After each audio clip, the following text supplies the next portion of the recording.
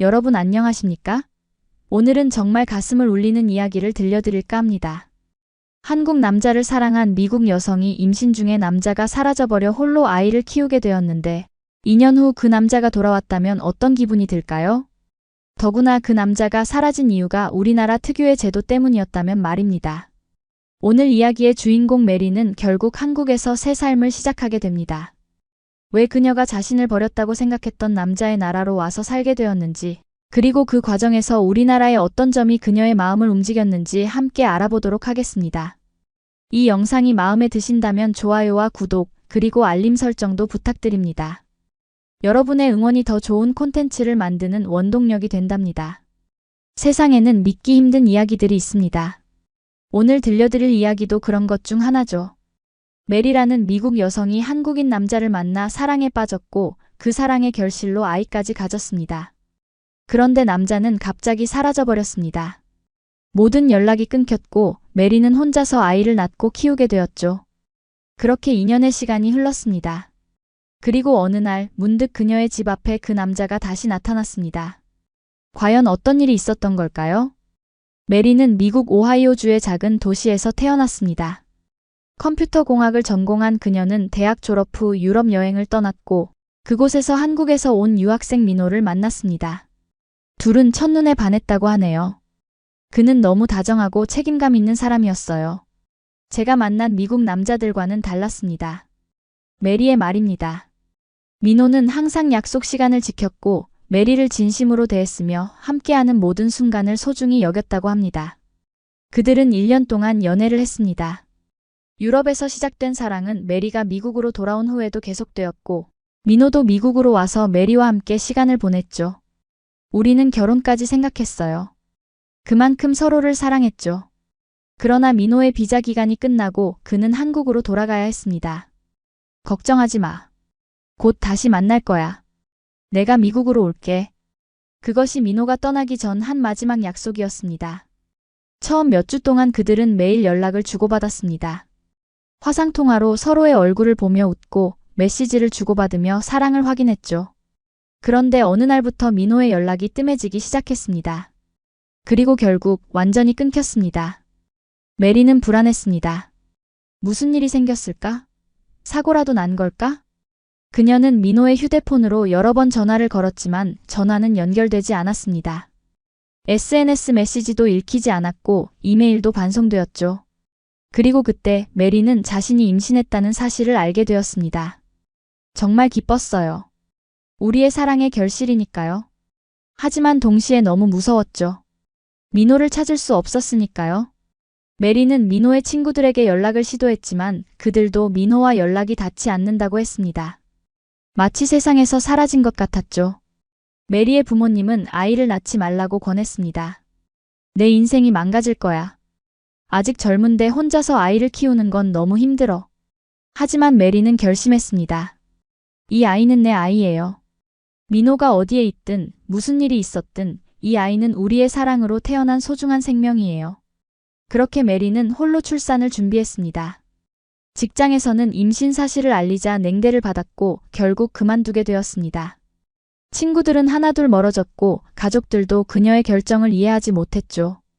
세상에 혼자 남겨진 것 같았어요. 하지만 뱃속에 아이가 있었기에 버틸 수 있었습니다. 출산은 생각보다 힘들었습니다.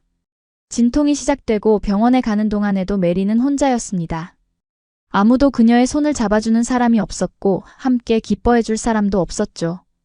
아이가 태어났을 때 저는 울었어요. 기쁨과 슬픔, 두려움과 사랑이 뒤섞인 복잡한 감정이었죠. 메리는 딸을 낳았습니다. 예쁜 눈과 오똑한 코, 그리고 작은 입을 가진 아기였죠. 그녀는 아이의 이름을 소피아라고 지었습니다. 소피아는 지혜라는 뜻이에요. 이 아이가 자라면서 현명한 선택을 하고 강한 여성으로 성장하기를 바라는 마음에서요. 메리의 설명입니다. 소피아가 태어난 후 메리의 생활은 더욱 힘들어졌습니다. 아이를 돌보면서 일자리를 구하기란 쉽지 않았고 육아와 생계를 동시에 책임져야 했죠. 그녀는 낮에는 동네 세탁소에서 일하고 밤에는 레스토랑에서 서빙 일을 했습니다. 하루에 몇 시간 자는지도 기억나지 않아요. 그저 아이에게 우유를 먹이고 기저귀를 갈고 일하러 가는 일의 반복이었죠. 그런 생활이 계속되던 어느 날 메리는 민호가 자신을 버렸다는 생각을 굳히게 되었습니다. 더 이상 찾지 않기로 했어요. 그가 어디에 있든 무슨 이유가 있든 저와 소피아에겐 중요하지 않았으니까요. 우린 그 없이도 잘 살 수 있다고 다짐했죠. 하지만 그녀의 마음 한구석에는 여전히 민호에 대한 그리움과 원망이 공존했습니다. 소피아는 쑥쑥 자라났습니다. 걸음마를 시작하고 첫 단어를 말하고 웃음을 터뜨릴 때마다 메리는 행복했습니다. 하지만 동시에 아이가 아빠에 대해 물어볼 날이 올 것이라는 생각에 두려웠죠. 어떻게 설명해야 할까? 내 아빠는 우리를 버렸어 라고 말할 수는 없잖아요. 그렇게 2년의 시간이 흘렀습니다. 메리와 소피아는 작은 아파트에서 단둘이 살고 있었고 힘들지만 나름대로 안정된 생활을 유지하고 있었죠. 그리고 그날 그녀의 집 초인종이 울렸습니다. 문을 열었을 때 메리의 눈앞에는 믿을 수 없는 광경이 펼쳐졌습니다. 2년 전 마지막으로 본 그 사람 민호가 서 있었습니다. 그는 더 말라 보였고 눈에는 피로가 가득했으며 머리는 짧게 깎여 있었습니다. 메리는 그 자리에서 얼어붙었습니다. 말이 나오지 않았죠. 그저 믿을 수 없다는 표정으로 민호를 바라볼 뿐이었습니다. 메리, 정말 미안해. 민호의 첫 마디였습니다. 그의 목소리는 떨리고 있었고 눈에는 눈물이 고여 있었죠. 설명할 수 있어. 제발 내 말을 들어줘. 메리는 여전히 말을 할 수 없었습니다. 그녀의 머릿속에는 수많은 생각이 교차했습니다. 분노, 혼란, 두려움, 그리고 어쩌면 안도감까지. 소피아가 엄마의 다리 뒤에서 나와 민호를 바라보았습니다. 민호는 소피아를 보자 그 자리에 주저앉았습니다. 이 아이가 우리 아이구나. 그의 목소리는 떨렸고 눈에서는 눈물이 흘러내렸습니다. 정말 미안해, 메리. 정말 미안해. 메리는 결국 민호를 집 안으로 들였습니다. 그녀도 이유가 궁금했으니까요. 왜 그가 갑자기 사라졌는지, 왜 2년 동안 연락이 없었는지, 그리고 왜 지금 돌아왔는지. 소피아는 낯선 남자에게 호기심을 보였습니다. 마치 어딘가 친숙한 느낌이 드는 듯 했죠. 민호는 이야기를 시작했습니다. 한국에 돌아가자마자 군대에 입대했어. 우리나라에서는 모든 남자가 의무적으로 군 복무를 해야 해. 나는 미루고 미루다가 더 이상 미룰 수 없게 됐고 입대 통지서를 받았지. 그래서 급하게 한국으로 돌아가야 했어. 메리는 믿을 수 없다는 표정이었습니다. 그래도 말은 할 수 있었잖아. 왜 아무런 연락도 없었어? 메리의 목소리에는 억눌린 분노가 담겨 있었습니다. 민호는 고개를 숙였습니다. 군대에 들어가면 처음 몇 주 동안은 외부와 연락이 거의 불가능해. 휴대폰도 사용할 수 없고 편지나 가끔의 공중전화만 허용되지. 그리고 내가 입대할 때 내 휴대폰 계약이 만료돼서 해지됐어. 내가 한국으로 돌아가기 전에 너에게 새 번호를 알려주려고 했지만 그러지 못했어. 메리는 여전히 의문이 많았습니다. 그래도 2년이나 지났잖아. 그동안 한 번도 연락할 방법이 없었다고. SNS도 있고 이메일도 있었을 텐데. 민호는 고개를 끄덕였습니다. 맞아, 내가 잘못했어. 처음에는 정말 연락할 수 없었어. 군대 생활이 너무 힘들었고 외부와 소통하는 것이 제한적이었지. 몇 달 후에는 연락할 수 있었지만 너무 시간이 지났다고 생각했어. 네가 이미 나를 잊었을까봐, 화가 나서 연락을 받지 않을까봐 두려웠어. 그래서 2년 동안 아무것도 하지 않았다고. 메리의 목소리는 떨렸습니다. 민호는 깊은 한숨을 내쉬었습니다. 아니, 계속 너를 찾으려고 했어. 제대 후에 바로 너의 옛날 연락처로 전화해봤지만 번호가 바뀌어 있었어. SNS에서도 찾아봤지만 찾을 수 없었고 결국 유학 시절 함께 지냈던 친구들에게 연락해서 너에 대한 정보를 얻으려고 했지. 그리고 마침내 토마스라는 친구를 통해 네가 아이를 낳았다는 소식을 듣게 됐어. 메리는 토마스라는 이름을 기억했습니다. 민호와 함께 유럽에서 공부했던 친구였죠. 토마스가 내 소식을 알려줬다고? 민호는 고개를 끄덕였습니다. 응. 그가 페이스북에서 너의 사진을 보았대. 네가 아이와 함께 있는 사진이었어.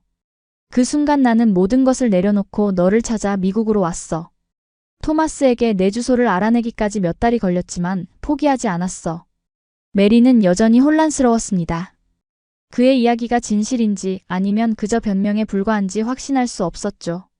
그래서 이제 와서 뭘 바라는 거야? 2년이나 지났어. 난 이미 네가 없는 삶에 적응했어. 민호의 눈에서는 눈물이 흘러내렸습니다. 난 그저 너와 우리 아이를 만나고 싶었어. 내가 얼마나 미안해하는지, 얼마나 후회하는지 말하고 싶었어. 그리고 그는 말을 잠시 멈추었다가 다시 시작했습니다. 가능하다면 우리가 다시 시작할 수 있기를 바랐어. 메리는 웃음을 터뜨렸습니다. 비웃음이었죠. 다시 시작? 2년 동안 난 혼자서 아이를 키웠어. 혼자서 출산했고, 혼자서 밤새 울던 아이를 달랬고, 혼자서 생계를 책임졌어. 너는 그저 돌아와서 미안해라고 말하면 모든 게 해결될 거라고 생각해? 민호는 고개를 저었습니다. 아니, 그렇게 생각하지 않아. 내가 얼마나 잘못했는지 알아. 그리고 네가 날 용서하지 않을 수도 있다는 것도 알아. 하지만 적어도 설명하고 싶었어. 그리고 우리 아이. 소피아의 아빠로서 책임을 다하고 싶어. 소피아는 민호를 호기심 어린 눈으로 바라보았습니다. 그녀는 아직 아빠가 무엇인지 정확히 이해하지 못했지만 이 낯선 남자가 자신과 비슷한 눈과 코를 가지고 있다는 것을 느꼈는지도 모릅니다. 메리는 소피아를 바라보았습니다. 그리고 다시 민호를 보았죠. 그녀는 복잡한 감정에 휩싸였습니다. 분노와 원망, 그리고 어쩌면 아주 작게 남아있는 사랑의 감정까지. 당장은 아무것도 약속할 수 없어. 하지만 소피아를 위해 그녀가 아빠를 알 권리가 있으니까. 우리는 천천히 시작할 수 있을 거야. 민호의 눈에는 희망의 빛이 어렸습니다. 정말 고마워, 메리. 내가 증명해 볼게. 내가 얼마나 진심인지, 얼마나 너와 소피아를 사랑하는지. 그날 이후로 민호는 매일 메리의 집 앞에 나타났습니다. 처음에는 그저 소피아를 잠깐 보는 것으로 만족해야 했습니다. 메리는 그를 집 안으로 들이지 않았으니까요. 하지만 점차 메리의 마음도 누그러졌습니다. 민호가 정말 진심으로 미안해하고 있다는 것을 느꼈기 때문입니다. 민호는 포기하지 않았습니다. 매일 아침 그는 메리의 집 앞에 나타났습니다. 소피아가 창문으로 그를 볼 때면 활짝 웃으며 손을 흔들었죠. 처음에 소피아는 이 낯선 남자가 왜 매일 자신의 집 앞에 오는지 이해하지 못했습니다. 하지만 점차 그에게 익숙해졌고 심지어 그를 기다리게 되었죠. 저 아저씨 또 왔어요? 소피아가 창문으로 달려가며 물었습니다. 메리는 한숨을 쉬며 고개를 끄덕였습니다. 응, 또 왔네. 민호는 미국에서 일자리를 구했습니다. 한국어 학원에서 교사로 일하기 시작했죠. 그의 전공은 경영학이었지만 언어 능력을 활용할 수 있는 일이었습니다. 내가 여기 있는 동안 돈을 벌어야 해. 그리고 소피아에게 필요한 것들을 사주고 싶어. 민호의 말이었습니다. 처음으로 민호가 소피아에게 선물을 가져왔을 때 메리는 거절하려 했습니다. 우리는 내 도움 없이도 잘 지내왔어. 하지만 소피아의 눈이 반짝이는 것을 보고 마음을 바꿨습니다. 그것은 아이가 좋아할 만한 인형이었으니까요. 고마워요. 소피아가 기뻐하며 인형을 안았습니다. 민호의 눈에는 눈물이 고였습니다. 자신의 딸이 처음으로 자신에게 말을 건넨 순간이었으니까요. 천천히 친해지자. 나는 소피아의 아빠야. 민호가 조심스럽게 말했습니다. 소피아는 고개를 갸웃거렸습니다. 아빠? 엄마는 아빠가 없다고 했는데? 메리는 당황했습니다. 그녀는 소피아에게 아빠에 대해 많이 이야기하지 않았습니다. 아직 어리니까 이해하지 못할 거라고 생각했고 또 어떻게 설명해야 할지 몰랐기 때문입니다. 민호가 부드럽게 말했습니다. 아빠는 멀리 있었어. 하지만 이제 돌아왔고 소피아와 엄마를 정말 많이 사랑해. 소피아는 잠시 생각하더니 고개를 끄덕였습니다. 아이들은 때로 어른들보다 단순하고 순수하게 상황을 받아들이는 법이죠. 그럼 이제부터 아빠랑 같이 놀 수 있어요? 민호는 메리를 바라보았습니다. 메리는 한숨을 쉬며 고개를 끄덕였습니다. 그래, 아빠랑 놀 수 있어. 하지만 엄마가 같이 있을 때만이야. 그렇게 세 사람은 조금씩 가족으로서의 시간을 보내기 시작했습니다. 주말에는 함께 공원에 가서 소피아가 놀이터에서 노는 모습을 지켜보았고, 때로는 함께 영화를 보러 가기도 했습니다. 메리는 여전히 완전히 마음을 열지는 않았지만 소피아를 위해 노력했습니다. 한 달이 지났을 때 민호는 메리에게 중요한 이야기를 했습니다. 내가 한국으로 돌아가야 해. 비자 기간이 얼마 남지 않았어. 메리의 얼굴에는 복잡한 감정이 스쳤습니다. 한편으로는 민호가 다시 사라질까봐 두려웠고, 다른 한편으로는 그가 떠나면 소피아가 상처받을까봐 걱정되었습니다. 그래서 어쩌자는 거야? 또 사라질 거야? 민호는 진지하게 말했습니다. 아니, 절대 그러지 않을 거야. 나는 너와 소피아에게 한국으로 같이 가자고 제안하고 싶어. 메리는 놀라움을 감추지 못했습니다. 한국? 우리가 왜 한국에 가야 해? 여기가 내 집이고 내 나라야. 민호는 조심스럽게 설명했습니다. 한국에서는 더 좋은 기회가 있을 거야. 너는 IT 전공자잖아. 한국은 기술 분야에서 세계적으로 앞서가는 나라야. 너의 전공을 살릴 수 있는 좋은 일자리를 구할 수 있을 거야. 그리고 소피아도 좋은 교육을 받을 수 있고. 메리는 여전히 회의적이었습니다. 난 한국어도 못하고 문화도 모르는데 어떻게 거기서 살아? 게다가 내 부모님은 어떻게 생각하실지도 몰라. 혼자 아이를 낳은 외국인 여성을. 민호의 표정이 밝아졌습니다. 사실 내 부모님은 너와 소피아에 대해 알고 계셔. 내가 이곳에 오기 전에 모든 것을 말씀드렸어. 그리고 부모님은 너무 기뻐하셨어. 손녀가 생겼다는 사실에 정말 행복해하셨지. 그리고 너에게도 미안하다고 하셨어. 내가 군대에 가게 된 상황을 더 잘 관리하지 못한 것에 대해. 메리는 믿기 힘들다는 표정이었습니다. 정말? 너희 부모님이 우리를 받아들이신다고? 민호는 고개를 끄덕였습니다. 우리나라에서는 가족이 매우 중요해. 특히 아이는 가문이 미래라고 생각하지. 부모님은 소피아를 정말 만나고 싶어 하셔. 그리고 이미 서울에 있는 아파트를 구해두셨어. 우리가 함께 살 수 있도록. 메리는 할 말을 잃었습니다. 그녀는 한국 문화에 대해 많이 알지 못했지만 민호가 말하는 가족의 중요성에 감동했습니다. 그래도 난 한국어를 못해. 어떻게 살아갈 수 있을까? 민호는 웃으며 말했습니다. 걱정 마. 한국에는 영어 교육에 대한 수요가 많아. 너는 처음에는 영어 교사로 일할 수 있을 거야. 그리고 천천히 한국어를 배우면 돼. 나와 내 가족이 도와줄 거고 소피아도 두 언어를 배우면서 잘할 수 있을 거야. 메리는 생각에 잠겼습니다. 미국에서의 그녀의 생활은 결코 쉽지 않았습니다. 혼자서 아이를 키우며 생계를 유지하기 위해 두 가지 일을 하고 있었고 미래에 대한 불안감도 컸죠. 그리고 무엇보다 소피아에게는 아빠가 필요했습니다. 시간을 좀 줘. 생각해 볼게. 메리가 마침내 말했습니다. 민호는 미소를 지었습니다. 물론이야. 서두르지 마. 하지만 알아주었으면 해. 나는 정말로 너와 소피아와 함께하고 싶어. 우리가 가족이 되길 원해. 그날 밤 메리는 많은 생각을 했습니다. 한국으로 가는 것은 큰 모험이었습니다. 낯선 나라, 낯선 문화, 낯선 언어. 하지만 동시에 새로운 기회이기도 했죠. 소피아에게 더 나은 미래를 제공할 수 있을지도 모릅니다. 그리고 그녀 자신도 다시 시작할 수 있는 기회를 얻을 수 있을지도 모르고요. 다음 날 아침 메리는 결정을 내렸습니다. 우리는 한국에 갈 거야. 하지만 조건이 있어. 처음 6개월 동안은 시험 기간으로 생각할게. 잘 적응하지 못하면 우리는 미국으로 돌아올 거야. 민호의 눈은 기쁨으로 빛났습니다. 정말 고마워, 메리. 후회하지 않게 해줄게. 약속할게.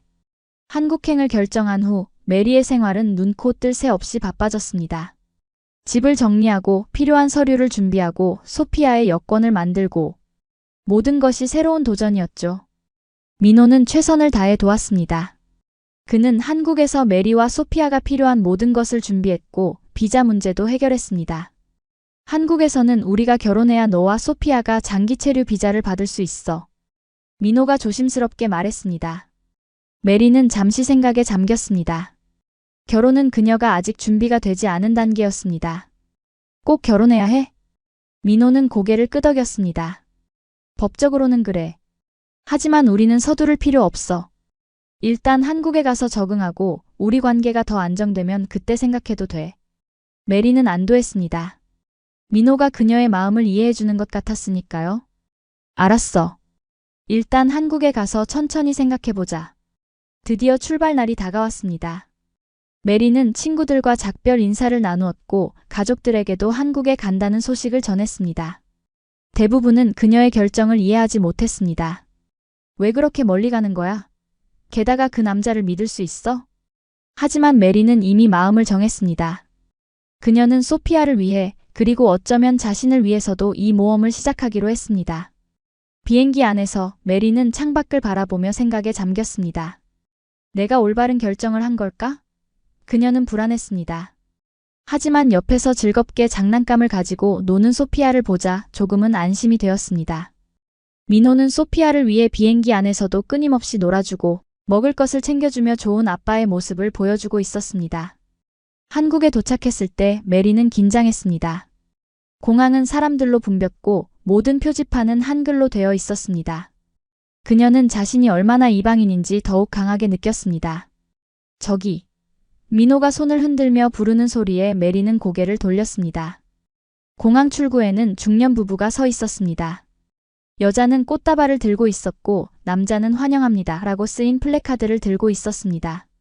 우리 부모님이야. 민호가 메리에게 말했습니다.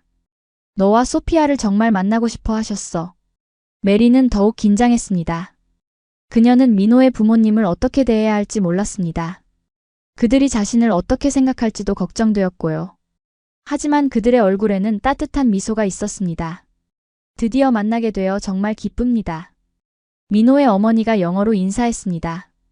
그녀의 영어는 서툴렀지만 진심이 느껴졌습니다. 우리 손녀도 정말 예쁘네요.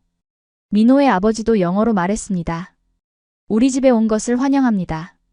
이제 당신도 우리 가족입니다. 메리는 눈물이 날 것 같았습니다. 그녀는 거부감이나 냉대를 예상했었는데 오히려 따뜻한 환영을 받았습니다. 감사합니다. 저희를 받아주셔서 정말 감사합니다. 그들은 민호 부모님의 차를 타고 서울 시내로 향했습니다. 창밖으로 보이는 서울의 모습은 메리가 상상했던 것보다 훨씬 현대적이고 세련되었습니다. 고층 빌딩들이 줄지어 서 있었고 도로는 깨끗했으며 사람들은 세련된 옷차림을 하고 있었습니다. 생각했던 것과 달라? 민호가 물었습니다. 메리는 고개를 끄덕였습니다. 응, 훨씬 더 현대적이네. 솔직히 말하면 좀 더 전통적인 모습을 예상했어. 민호는 웃었습니다. 한국은 전통과 현대가 공존하는 나라야. 오래된 궁궐과 첨단 기술 기업이 함께 있지. 너도 곧 익숙해질 거야. 그들이 도착한 곳은 서울 강남의 아파트였습니다. 메리는 아파트 단지의 규모에 놀랐습니다. 수십 개의 고층 아파트가 질서정연하게 늘어서 있었고 단지 내에는 공원과 놀이터, 상점들이 있었습니다. 이곳이 우리가 살 곳이야. 민호가 말했습니다. 부모님이 미리 준비해 두셨어.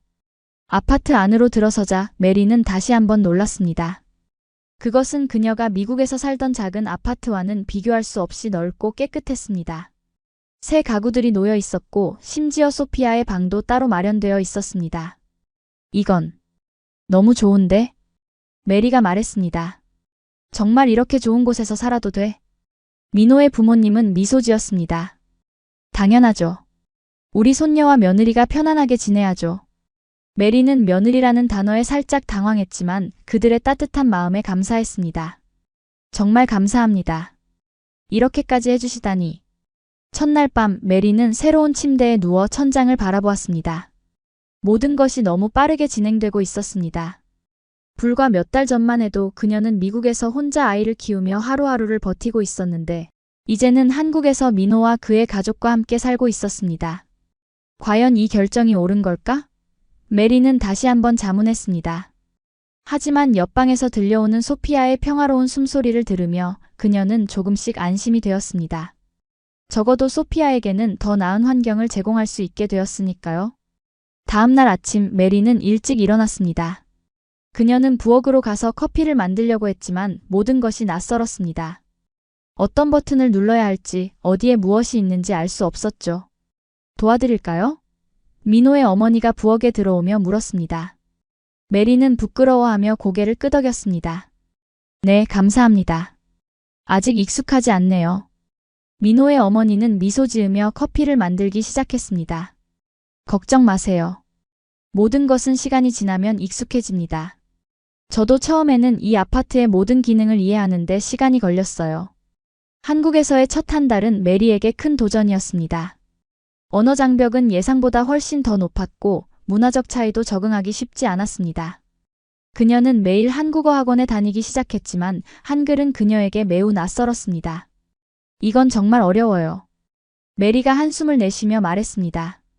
한글 공책을 보며 좌절감을 느꼈죠. 민호는 그녀를 격려했습니다. 천천히 해도 돼. 너는 정말 잘하고 있어. 이미 인사말과 기본적인 표현들을 배웠잖아. 메리는 약하게 웃었습니다. 고마워요. 안녕하세요. 감사합니다. 이 정도로는 살아갈 수 없을 것 같은데. 민호는 그녀의 손을 잡았습니다. 시간이 필요해. 그리고 나와 부모님이 항상 도울 거야. 소피아도 이미 한국어를 배우고 있잖아. 너보다 더 빨리 배울지도 모르지. 그것은 사실이었습니다. 소피아는 놀라울 정도로 빨리 적응하고 있었습니다. 그녀는 이미 간단한 한국어 표현들을 사용하기 시작했고 민호의 부모님과도 잘 지냈습니다. 특히 민호의 어머니는 소피아를 무척 사랑했고 매일 맛있는 음식을 해주고 함께 놀아주었습니다. 할머니, 더 주세요. 소피아가 한국어로 말하는 모습을 보고 메리는 놀랐습니다. 우리 손녀가 벌써 한국어를 배우고 있네요. 민호의 어머니가 자랑스러워하며 말했습니다. 아이들은 정말 빨리 배우죠. 메리는 부러움과 동시에 자부심을 느꼈습니다. 소피아가 두 문화 사이에서 성장하는 모습이 아름다웠습니다. 그래도 영어도 계속 사용했으면 좋겠어요. 두 언어를 다 할 수 있게요. 민호의 어머니는 고개를 끄덕였습니다. 물론이죠. 이중 언어는 큰 장점이에요. 요즘 한국에서도 영어는 매우 중요하니까요. 메리는 점차 한국 생활에 적응해 갔습니다. 시장에서 장을 보는 법, 대중교통을 이용하는 법, 한국 음식을 먹는 법 등을 배웠습니다. 때로는 실수를 하기도 했지만 대부분의 한국인들은 그녀에게 친절했습니다. 특히 그녀가 외국인이라는 것을 알고 더 도움을 주려고 노력했죠. 외국인들에게 이렇게 친절한 나라가 또 있을까? 메리는 종종 생각했습니다. 미국에서는 이방인들이 종종 냉대를 받곤 했는데 한국에서는 오히려 특별한 대우를 받는 느낌이었습니다. 하지만 모든 것이 완벽하지는 않았습니다. 메리는 가끔 강한 향수병을 느꼈습니다. 미국의 친구들, 익숙한 음식들, 그리고 무엇보다도 자신의 독립성이 그리웠습니다. 한국에서 그녀는 여전히 민호와 그의 가족에게 의존하고 있었고 그것은 때때로 그녀를 불편하게 만들었습니다. 난 내 삶을 되찾고 싶어. 메리가 어느 날 민호에게 말했습니다. 직장을 구하고 내 돈을 벌고 독립적인 사람이 되고 싶어. 민호는 이해한다는 듯이 고개를 끄덕였습니다. 알아. 네가 원하는 건 당연해. 내가 도와줄게. 실제로 내 회사에서 외국인 직원을 찾고 있어. 영어 회화 능력이 뛰어난 사람을. 메리는 관심을 보였습니다. 정말? 어떤 회사인데? 민호는 IT 회사에서 일하고 있었습니다. 그는 소프트웨어 개발자였고 그의 회사는 해외 시장 진출을 위해 영어에 능통한 직원을 찾고 있었습니다. 너의 IT 배경과 영어 능력이면 충분히 가능할 거야. 메리는 처음으로 희망을 느꼈습니다. 하지만 한국어가. 민호는 그녀의 말을 끊었습니다. 걱정 마. 우리 회사는 국제적인 환경이야. 많은 외국인 직원들이 있고 회의도 종종 영어로 진행돼. 너는 일하면서 한국어를 배울 수 있을 거야. 그렇게 메리는 면접을 보게 되었습니다. 그녀는 매우 긴장했지만 자신의 능력을 최대한 발휘했습니다. 저는 컴퓨터 공학을 전공했고 미국에서 웹 개발 경험이 있습니다. 한국어는 아직 배우는 중이지만 빨리 향상될 것입니다. 면접관들은 그녀의 솔직함과 열정에 감동받은 듯 했습니다. 우리는 당신의 기술 능력과 영어 실력에 관심이 있습니다. 한국어는 시간이 지나면 나아질 테니 걱정하지 마세요. 메리는 결국 그 회사에 취직하게 되었습니다. 처음에는 간단한 프로젝트부터 시작했지만 그녀의 능력이 인정받으면서 점차 더 중요한 업무를 맡게 되었습니다. 직장에서 그녀는 자신의 정체성을 되찾는 느낌이었습니다. 그녀는 더 이상 외국인 엄마 또는 민호의 여자친구가 아니라 전문적인 능력을 가진 메리로 인정받았습니다. 직장에서의 나는 정말 행복해. 메리가 민호에게 말했습니다. 내가 가치 있는 사람으로 느껴져. 민호는 미소 지었습니다. 당연하지. 너는 항상 가치 있는 사람이었어. 다만 이제 너 자신도 그걸 느끼게 된 거야. 직장 생활은 메리에게 또 다른 차원의 한국 문화를 경험하게 해주었습니다. 회식 문화, 선후배 관계, 팀워크의 중요성 등을 배웠죠. 때로는 이해하기 어려운 관행들도 있었지만 그녀는 최대한 적응하려고 노력했습니다. 회식이 이렇게 중요한 줄 몰랐어.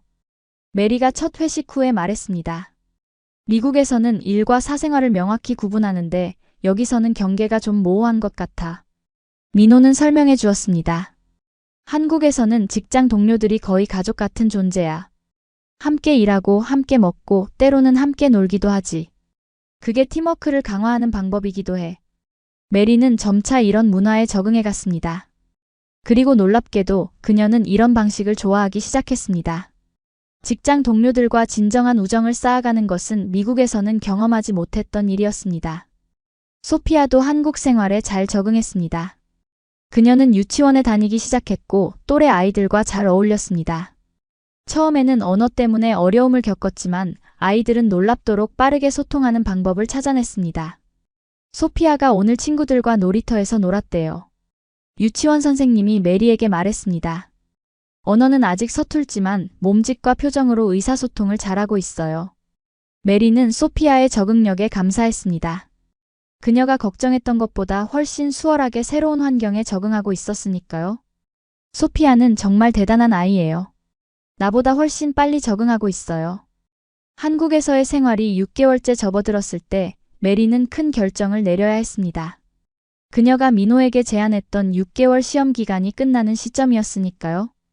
미국으로 돌아갈 것인지 아니면 한국에서 계속 살 것인지 결정해야 했습니다. 어떻게 생각해? 민호가 조심스럽게 물었습니다. 우리는 네가 어떤 결정을 내리든 존중할 거야. 메리는 깊은 생각에 잠겼습니다. 한국에서의 6개월은 결코 쉽지 않았습니다. 언어와 문화적 차이로 인한 어려움, 향수병, 때때로 느껴지는 소외감 등 많은 도전이 있었습니다. 하지만 동시에 그녀는 이곳에서 많은 것을 얻었습니다. 안정적인 직장, 소피아를 위한 좋은 교육 환경, 그리고 민호와 그의 가족의 지지와 사랑이 있었죠. 솔직히 말하면 처음에는 너무 힘들었어. 메리가 말했습니다. 모든 것이 낯설고 외롭고 때로는 내가 여기에 속하지 않는다고 느꼈지. 하지만 지금은 이곳이 점점 더 집같이 느껴져. 민호는 안도의 표정을 지었습니다. 정말? 그렇다면 계속 여기서 살고 싶은 거야? 메리는 고개를 끄덕였습니다. 응. 소피아가 이곳에서 정말 행복해 보이고 나도 직장에서 만족하고 있어. 그리고 그녀는 잠시 망설이다가 말을 이었습니다. 우리 가족이 이곳에 있으니까. 민호의 눈이 촉촉해졌습니다. 이것은 메리가 처음으로 그들을 가족이라고 부른 순간이었습니다. 정말 기뻐, 메리. 우리 모두 너와 소피아를 정말 사랑해. 그날 저녁 메리는 민호의 부모님에게 그들과 함께 한국에서 계속 살기로 결정했다고 알렸습니다. 민호의 어머니는 기쁨의 눈물을 흘리며 메리를 안았습니다. 정말 기뻐요. 우리 가족이 완전해졌네요. 민호의 아버지도 평소보다 더 감정적인 모습을 보였습니다. 메리, 당신이 우리 아들과 손녀를 위해 먼 나라에서 와서 이렇게 적응해 주어 정말 고맙습니다. 당신은 정말 강하고 용기 있는 여성입니다. 메리는 감동했습니다. 그녀가 미국에서는 결코 느끼지 못했던 소속감과 가족애를 이곳에서 느꼈습니다. 감사합니다.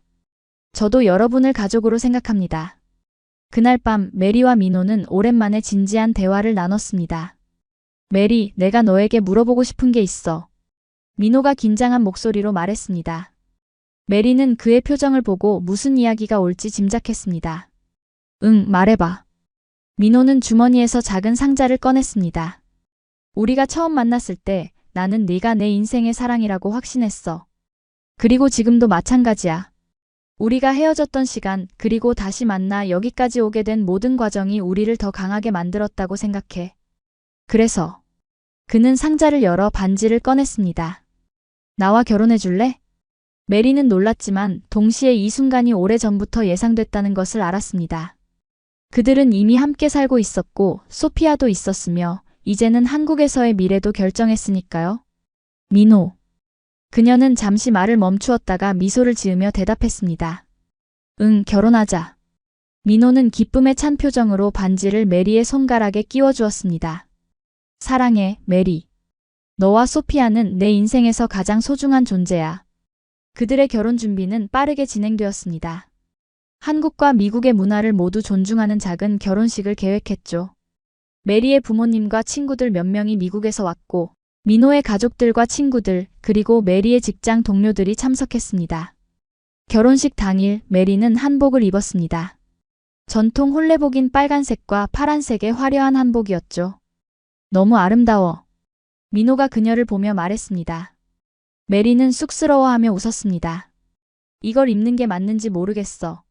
나는 외국인인데? 민호의 어머니가 다가와 메리의 손을 잡았습니다. 당신은 이제 우리 가족이에요. 한국의 전통을 존중해 주어 오히려 감사해요. 결혼식은 한국과 미국의 전통이 조화롭게 어우러진 아름다운 행사였습니다. 전통적인 한국 의식과 함께 서양식 결혼 서약도 있었고 양국의 음식과 음악도 함께했죠. 소피아는 예쁜 한복을 입고 꽃을 뿌리는 역할을 맡았습니다. 어머니, 이제 저도 한국인이 된 건가요? 메리가 결혼식 후 민호의 어머니에게 농담처럼 물었습니다. 민호의 어머니는 미소 지으며 대답했습니다. 당신은 항상 당신이고 싶은 대로 있으면 돼요. 미국인이든 한국인이든 또는 둘 다이든 중요한 건 우리가 가족이라는 거예요.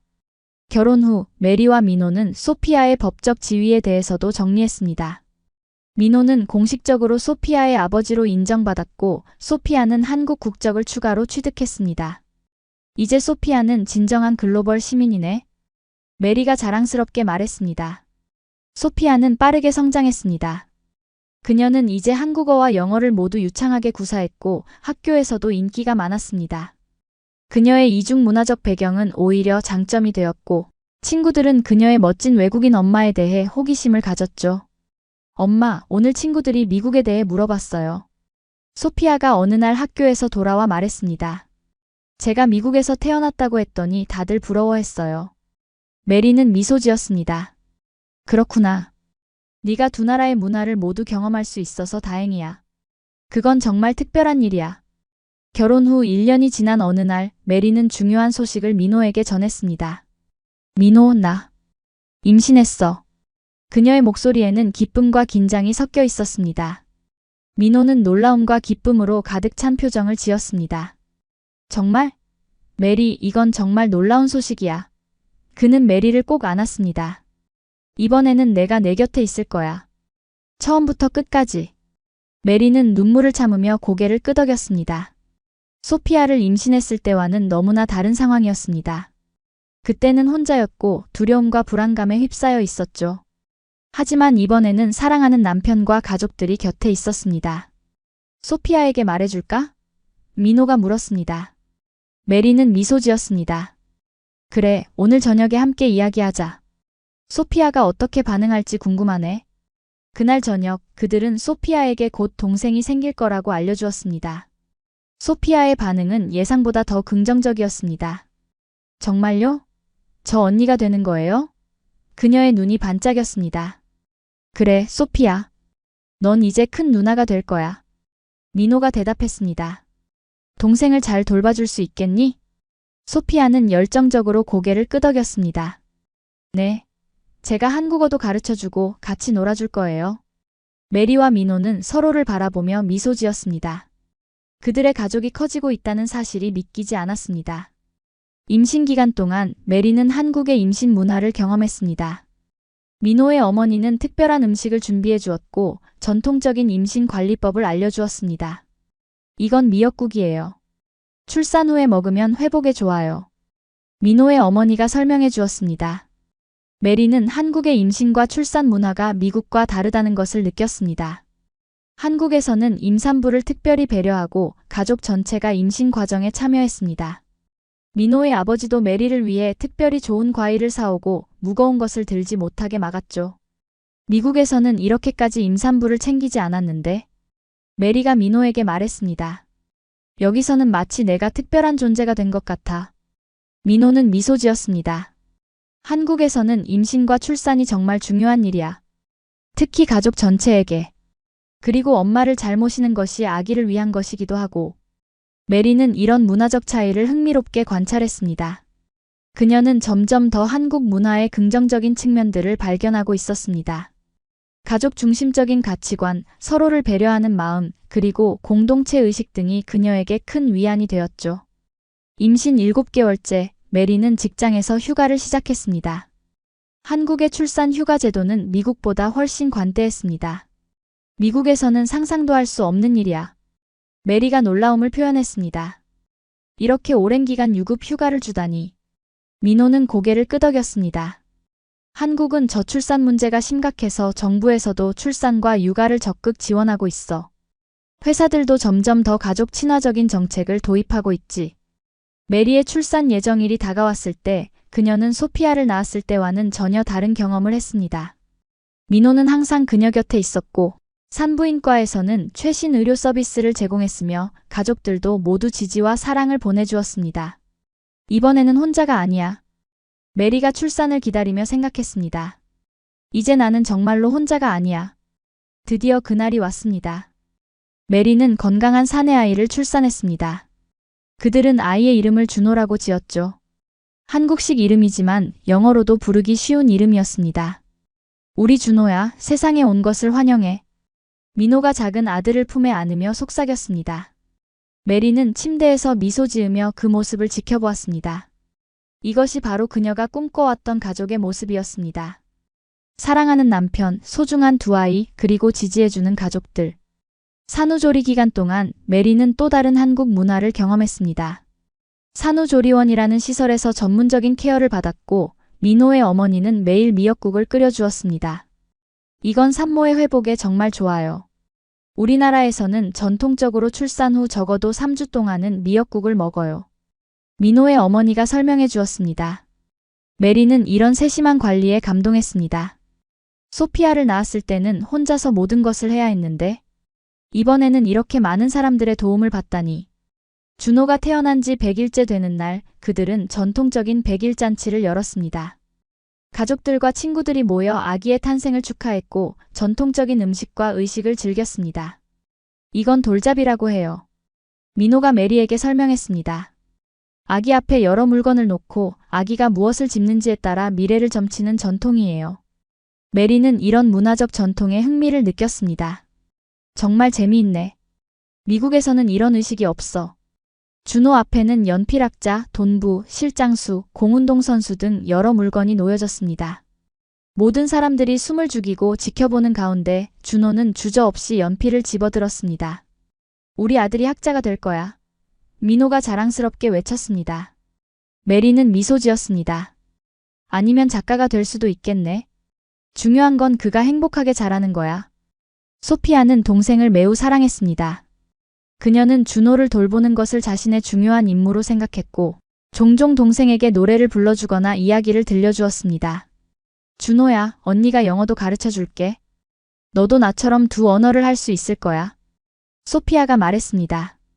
메리와 민호는 그런 소피아의 모습을 보며 행복해했습니다. 그들의 가족은 이제 완전해진 것 같았습니다. 시간은 빠르게 흘렀습니다.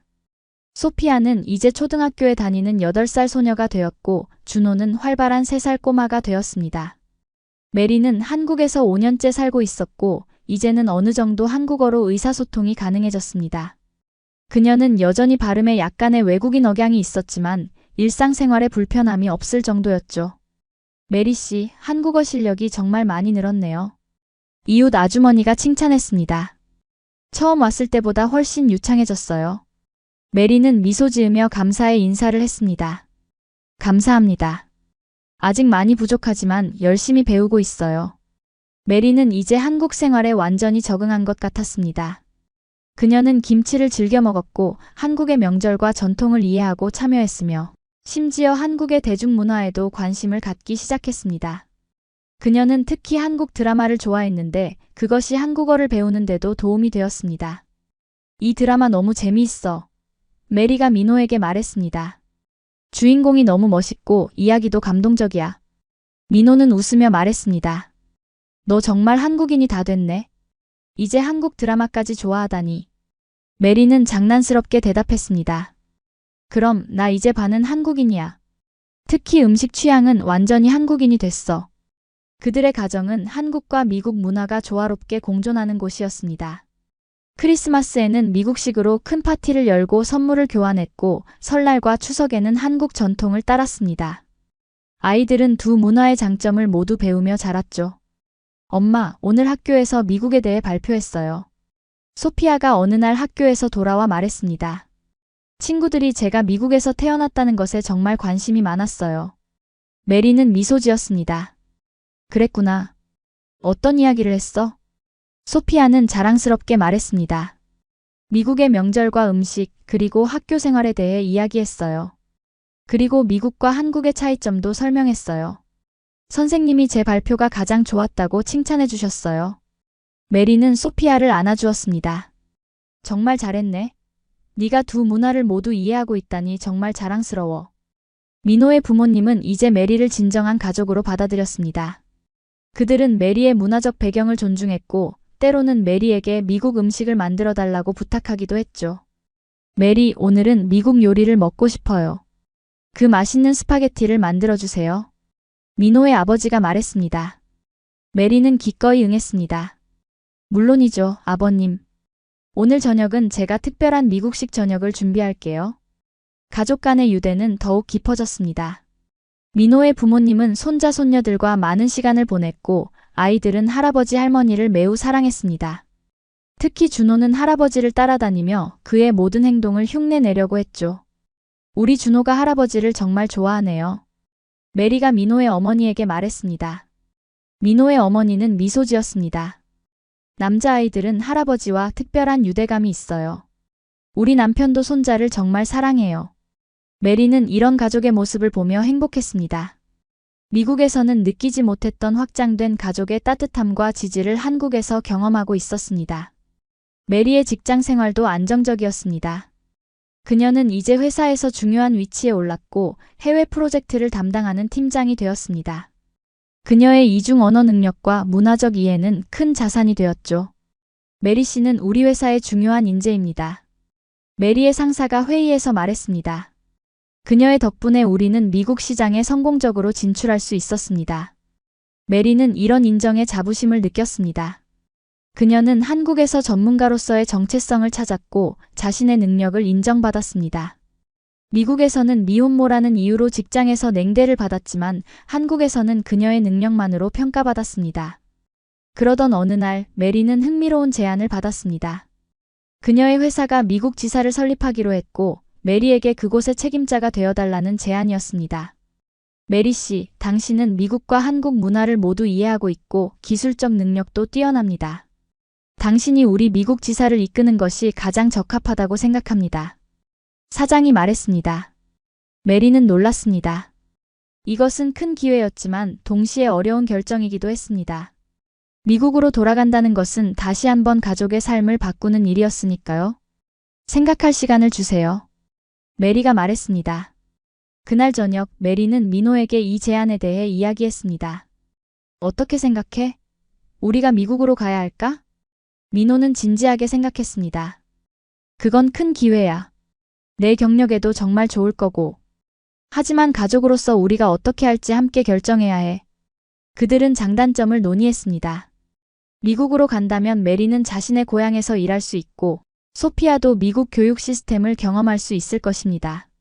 하지만 민호의 부모님과 떨어져 살게 되고 민호도 새로운 환경에 적응해야 했습니다. 아이들에게 물어볼까? 메리가 제안했습니다. 그들은 소피아에게 미국으로 이사갈 가능성에 대해 물었습니다. 소피아의 반응은 예상 외였습니다. 저는 한국에 있고 싶어요. 여기 친구들도 있고 학교도 좋아요. 그리고 할아버지 할머니도 보고 싶을 거예요. 메리와 민호는 놀랐습니다. 소피아는 미국에서 태어났지만 이제 한국을 자신의 집으로 생각하고 있었던 것입니다. 메리는 깊은 고민 끝에 결정을 내렸습니다. 나는 한국에 남기로 했어. 그녀가 민호에게 말했습니다. 미국 지사 책임자라는 제안은 매력적이지만 우리 가족이 여기서 행복하다면 그게 더 중요해. 민호는 안도의 표정을 지었습니다. 정말? 그럼 정말 다행이야. 사실 나도 미국으로 가는 것에 대해 조금 걱정됐어. 부모님도 계시고 우리 아이들도 여기 생활에 적응했으니까. 메리는 미소 지었습니다. 맞아. 나도 처음에는 한국 생활이 힘들었지만 이제는 여기가 내 집이라고 느껴져. 그리고 소피아도 여기서 계속 지내고 싶어 하고. 대신 메리는 회사에 다른 제안을 했습니다. 그녀가 한국에서 미국 지사를 총괄하면서 분기에 한 번씩 미국을 방문하는 방식이었습니다. 회사는 이 제안을 받아들였고 메리는 더 큰 책임과 함께 승진도 하게 되었습니다. 이제 나는 국제사업부 이사야. 메리가 자랑스럽게 민호에게 말했습니다. 미국에 가지 않고도 내 경력을 발전시킬 수 있게 됐어. 민호는 그녀를 꼭 안아주었습니다. 축하해, 메리. 넌 정말 대단해. 이렇게 다른 나라에 와서 언어와 문화를 배우고 성공적인 커리어를 쌓다니. 메리는 감격스러웠습니다. 그녀는 한국에서 진정한 성공과 행복을 찾았습니다. 미국에서는 미혼모로서 많은 어려움을 겪었지만 한국에서는 전문가로서, 아내로서, 그리고 어머니로서 인정받고 있었습니다. 메리의 승진 소식은 가족들에게 큰 기쁨이 되었습니다. 민호의 부모님은 특별한 저녁 식사를 준비하여 축하해 주었습니다. 우리 며느리가 정말 자랑스러워요. 민호의 아버지가 건배를 제안했습니다. 메리는 감동했습니다. 감사합니다, 아버님. 저를 이렇게 지지해 주셔서 정말 감사해요. 시간이 흐르면서 메리는 한국에서의 삶이 자신에게 얼마나 많은 것을 가져다 주었는지 깨달았습니다. 그녀는 강한 가족 유대, 안정적인 커리어, 그리고 아이들에게 좋은 교육 환경을 제공할 수 있었습니다. 한국의 안전한 사회 환경과 교육 시스템은 특히 그녀에게 큰 장점으로 다가왔습니다. 미국에서는 학교 총기 사고 같은 것들이 뉴스에 자주 나왔는데 여기서는 그런 걱정을 하지 않아도 돼. 메리가 미국 친구와의 화상통화에서 말했습니다. 아이들이 혼자서 학교에 다니고 밤늦게 귀가해도 안전하다는 건 정말 큰 안도감이야. 메리의 친구는 부러운 듯 말했습니다. 너 정말 좋은 선택을 한 것 같아. 내 소식을 들을 때마다 한국에 대해 더 알고 싶어져. 메리는 자신의 경험이 다른 사람들에게 영감을 줄 수 있다는 것을 깨달았습니다. 그래서 그녀는 블로그를 시작했습니다. 미국 여성의 한국 생활이라는 블로그를 통해 그녀는 자신의 경험과 한국 문화에 대한 이해를 공유했습니다. 블로그는 생각보다 큰 인기를 얻었습니다. 특히 한국에 관심 있는 외국인들과 해외에서 살고 있는 한국인들에게 인기가 많았죠. 메리는 종종 인터뷰 요청을 받기도 했고, 심지어 한국 문화를 소개하는 작은 책을 출판하는 제안까지 받았습니다. 이건 정말 예상치 못한 일이야. 메리가 민호에게 말했습니다. 내가 단순히 내 경험을 공유하고 싶었을 뿐인데 이렇게 많은 사람들이 관심을 보이다니. 민호는 미소 지었습니다. 그건 내 이야기가 진실하고 감동적이기 때문이야. 네가 경험한 문화적 충돌과 적응, 그리고 결국 찾은 행복. 많은 사람들이 그런 이야기에 공감하고 희망을 얻는 거지. 메리는 이런 관심에 힘입어 더 적극적으로 활동하기 시작했습니다. 그녀는 외국인들을 위한 한국 문화 워크숍을 개최하고 한국에 온 외국인들이 더 쉽게 적응할 수 있도록 돕는 커뮤니티를 만들었습니다. 나도 처음에는 많은 도움이 필요했어. 이제는 내가 다른 사람들을 도울 차례야. 메리가 말했습니다. 메리의 활동은 한국 사회에서도 주목받기 시작했습니다. 그녀는 다문화 가정의 성공적인 사례로 여러 언론에 소개되었고 정부 주최 행사에도 초청받았습니다. 메리 씨의 이야기는 한국 사회가 더욱 다양성을 받아들이고 외국인들과 화합하는 데 큰 도움이 됩니다. 한 정부 관계자가 메리에게 말했습니다. 메리는 자신의 경험이 사회적으로 의미 있는 영향을 미치고 있다는 사실의 보람을 느꼈습니다. 그녀는 더 많은 외국인들이 한국 사회에 잘 적응할 수 있도록 돕기 위해 노력했고, 동시에 한국인들에게도 다른 문화에 대한 이해를 높이는 데 기여했습니다. 우리 모두 서로의 문화에서 배울 점이 있어요. 메리가 한 강연에서 말했습니다. 제가 한국에서 배운 가족의 중요성, 공동체 의식, 교육에 대한 열정. 이런 가치들은 제 인생을 풍요롭게 만들었어요. 동시에 개인의 독립성과 다양성을 존중하는 서양의 가치도 중요하죠. 우리는 서로에게서 배우며 더 나은 사회를 만들 수 있습니다. 메리의 말은 많은 사람들에게 공감을 얻었습니다. 그녀는 점점 더 한국과 미국 사이의 문화적 가교 역할을 하게 되었습니다. 소피아와 준호도 성장하면서 그들만의 정체성을 형성해갔습니다. 소피아는 이제 중학생이 되었고 영어와 한국어를 완벽하게 구사했습니다. 그녀는 학교에서 인기가 많았고 특히 외국어 능력을 인정받았습니다. 엄마, 저 학교 영어 대회에서 1등 했어요. 소피아가 어느 날 기쁜 소식을 들고 왔습니다. 메리는 자랑스러웠습니다. 정말 축하해, 소피아. 네가 두 언어를 모두 잘하는 건 정말 큰 장점이야. 준호도 초등학생이 되었고 그 역시 두 언어에 능숙했습니다. 그는 특히 과학과 수학에 관심이 많았고 학교에서도 뛰어난 성적을 보였습니다. 준호는 아빠를 닮아 공부를 잘하네요. 민호의 어머니가 자랑스럽게 말했습니다. 메리는 미소 지었습니다. 네, 하지만 고집은 저를 닮았어요. 한번 결심한 것은 끝까지 해내려고 하죠. 메리와 민호는 아이들이 두 문화의 장점을 모두 흡수하며 자라는 것을 보며 기뻤습니다. 그들은 아이들에게 항상 열린 마음을 가지고 다양한 관점을 존중하며 자신의 뿌리를 소중히 여기라고 가르쳤습니다. 한국에서 10년을 보낸 메리는 이제 완전히 이곳에 뿌리를 내렸습니다. 그녀의 한국어는 거의 원어민 수준이 되었고 한국 문화와 사회에 대한 이해도 깊어졌습니다. 그녀는 이제 국제 비즈니스 컨설팅 회사의 대표로 일하고 있었고 한국과 미국 사이의 비즈니스 교류를 도왔습니다. 메리 씨는 우리나라의 자랑입니다. 한 비즈니스 파트너가 말했습니다. 그녀는 진정한 글로벌 리더입니다. 메리는 이런 인정에 겸손했습니다. 저는 그저 제가 사랑하는 두 나라 사이의 다리 역할을 하고 싶을 뿐입니다. 소피아는 이제 대학 입시를 준비하는 고등학생이 되었습니다. 그녀는 국제관계학을 공부하고 싶어 했고 서울대학교와 미국의 몇몇 명문 대학에 지원할 계획이었습니다. 준호는 중학생이 되어 과학 경시 대회에서 두각을 나타내고 있었고 장래의 의사가 되고 싶다고 말했습니다. 우리 아이들이 이렇게 훌륭하게 자라다니 믿기지 않아. 메리가 민호에게 말했습니다. 그들이 두 문화 속에서 자신만의 정체성을 찾아가는 모습이 정말 자랑스러워. 민호도 동의했습니다. 우리가 함께 좋은 결정을 내렸던 것 같아. 처음에는 쉽지 않았지만 결과적으로 모두에게 좋은 선택이었어. 메리는 종종 과거를 돌아보곤 했습니다. 민호가 갑자기 사라졌을 때의 절망감, 혼자서 아이를 키우며 느꼈던 고립감, 그리고 그가 돌아왔을 때의 혼란스러움까지. 그리고 한국에 와서 겪었던 문화 충격과 적응 과정, 점차 이 나라와 사람들을 사랑하게 된 과정. 모든 것이 그녀를 지금의 메리로 만들어 주었습니다. 때로는 가장 어려운 시간이 가장 중요한 성장의 순간이 되는 것 같아. 메리가 자신의 블로그에 썼습니다. 내가 겪었던 모든 어려움은 결국 나를 더 강하고 이해심 많고 유연한 사람으로 만들어 주었어. 메리의 블로그는 이제 전 세계적으로 유명해졌고 그녀는 책까지 출판했습니다. 두 세계 사이에서 한 미국. 여성의 한국 적응기라는 제목의 이 책은 베스트셀러가 되었고 여러 언어로 번역되었습니다. 당신의 이야기는 정말 감동적입니다. 한 독자가 메리의 책 사인회에서 말했습니다. 저도 외국인 남편과 결혼했는데 당신의 책을 읽고 많은 용기를 얻었어요. 메리는 자신의 경험이 다른 사람들에게 도움이 된다는 사실의 보람을 느꼈습니다. 그녀는 더 많은 사람들이 문화적 차이를 넘어 서로를 이해하고 존중할 수 있기를 바랐습니다. 어느 날 메리는 특별한 초대를 받았습니다. 한국 정부가 다문화 사회 발전에 기여한 공로로 그녀에게 표창장을 수여하기로 한 것입니다. 이건 정말 큰 영광이에요. 메리가 민호에게 말했습니다. 내가 한국 사회에 이렇게 인정받다니. 민호는 자랑스럽게 미소 지었습니다. 당연한 일이야. 너는 정말 많은 일을 해왔어.